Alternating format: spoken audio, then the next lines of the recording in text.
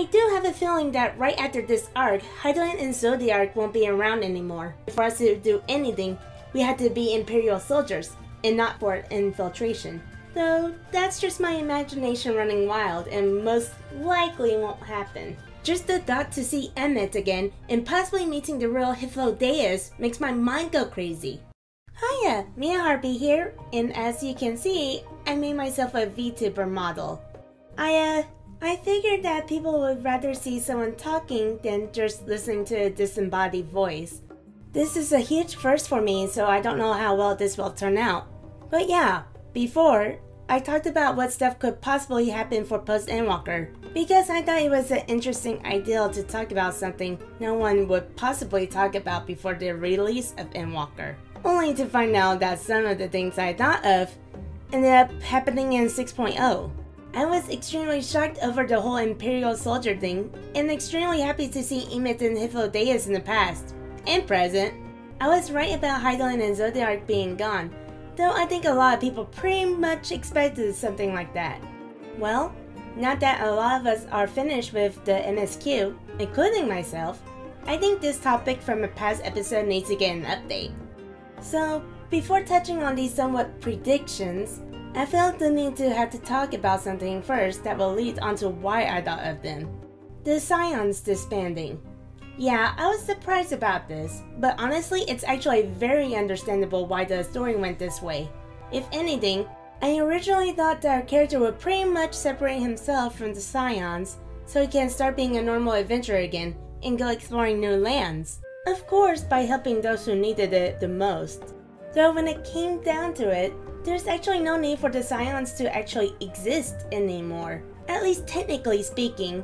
The Scions was made to help Eorzea, though halfway through the first arc, so weird to say that now, it was less about helping Eorzea, and just helping out regardless to save everyone's lives. Sure, it helped the survival of Eorzea's people when it came down to the things that happened in Stormblood, Shadowbringers, and Endwalker, but the original goals for the Scions now would just pin everyone down to only Eorzea. None of the Scion members would benefit from that, because everyone has their own thing they want to do that's outside of Eorzea. However, even without the Scions, Eorzea is in good hands now that we have the current company of Eorzea. So after saying that, the thought of new characters we could meet, I feel there is a possibility we'll make a new group of friends like the Scions. You know, like a new beginning and such. However, I think unlike the Scions, these new folks would end up being Azem's personal adventuring group. With everyone doing their separate thing and Eorzea being alright for now, Azem will need traveling companions that will stick with him for the long term. From what we heard of Azem's past from not Hythlodaeus, Azem always had a group of friends traveling with him. It just wouldn't feel right for Azem to travel alone in the future. Of course, we'll still have our Scion friends to help out on occasion. We still promised Graha to go on an adventure with him. In fact, I hope Graha would end up deciding to stay with us after he's done in Charlian. I mean, pretty much he's guaranteed to not die because it'll possibly destroy the fabric of time as we know it if his present body dies, since his future self helped us out and Graha's current mind is his future mind and... Okay, yeah, time traveling is confusing. But besides all of that, that's probably just my wishful thinking for Graha to stay. Isinian would be a good choice to say as well since he's technically a mercenary now. Anyways, I can see us getting new adventures to join Azem's group during the post-story. I can't just imagine a new character traveling to Mordana only to discover that the Scions disbanded and was hoping to meet up with Azem specifically, only to find out that he was talking to the guy he was looking for in the first place and ends up sticking around. Of course, that's how I would go about writing it. You can never really tell on what the actual writers will do. Besides new characters, let's talk about locations. Since this is post-Endwalker, new locations is just not gonna happen unless it's just one of those small instance areas. So, thinking of what we are more likely to do, I think we are most likely gonna go to Garlemald to help out with Alphino and Elise. Every time I teleport to Garlemald, seeing that airy tower of gloom and destruction of the city, I feel often kinda wish I could help out. Yes, we were at war with them, but they are still people too. Just the thought of fixing the city and somehow changing the tower, I would love that. Heck, if it could change the further you go through the post story, that would be amazing. For it would be like Mordana or Idleshire. Better yet, more like the Empty but on a bigger scale. Give the people of Garlemald hope for their own futures. Besides, war. I just don't see any other place that needs as much help, except for Automata. Though I don't know how we could help repair a whole planet.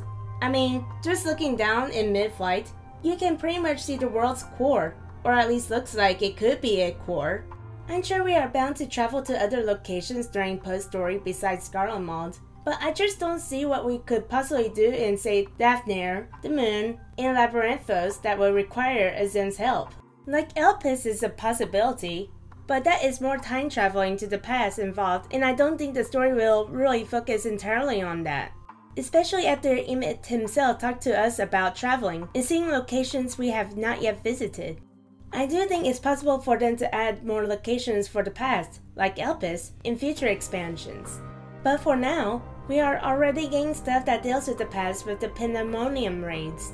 However, technically speaking, we can still talk to Emmett and Hythlodaeus again, even possibly Fana. Don't forget the Atiasco dungeon where we physically went to see Heidelin. One of the things I do wish is for there to be a small instance area where we can talk to or interact with some of the characters who died, based on how far in the story we are. Think the Waking Sands or Rising Stones. Like, I really feel the need to give Emmett and Hythlodaeus a hug. A bit off topic here, does anyone else notice the tension there seems to be between Emmett and Azim? Not bad tension, but more of I like you tension. Or perhaps they actually had a somewhat past romantic relationship together, but there's no way in hell that Emmett will say anything to the Zim, who lost his past memories. Tension. Anyways. Lastly, there's one thing, a person I want to talk about. Someone I think would be sort of a great traveling companion in a way, at least for a good long while. Someone like Miss Scarsmore was throughout Heavensward.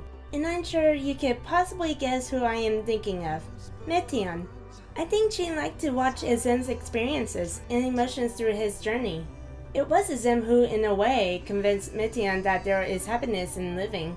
This way will also allow us to somewhat watch over her, as she was the one who was bringing about the final days before. Not that I expect her to do anything like that again, but it's a sort of excuse I imagine we could have on why she's around as a dialogue option. Though, I'd just rather like to have her appear a bit more frequently, since we honestly hardly know her. And I like the idea that she's kinda like a little sister to us. Maybe she'll find something else to like besides caramel apples. Or, in her terms, apples with syrup. She could even be useful to help us out with what emotions another is feeling if we can't tell ourselves. That's pretty much what I can really guess what may occur during post-Endwalker. I mean, I know it's not much, but ever since A Realm Reborn, the post-MSQ stuff has always been shorter than the main expansion we get upon release. I have no clue about what new villain we could get.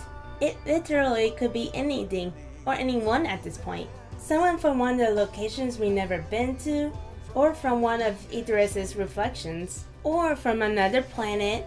Could be a time traveler, or a ghost from the past sort of thing. I really don't know, though they all sound fun. All we can really do now is play the waiting game, which I'm totally fine with since there's so much to work on.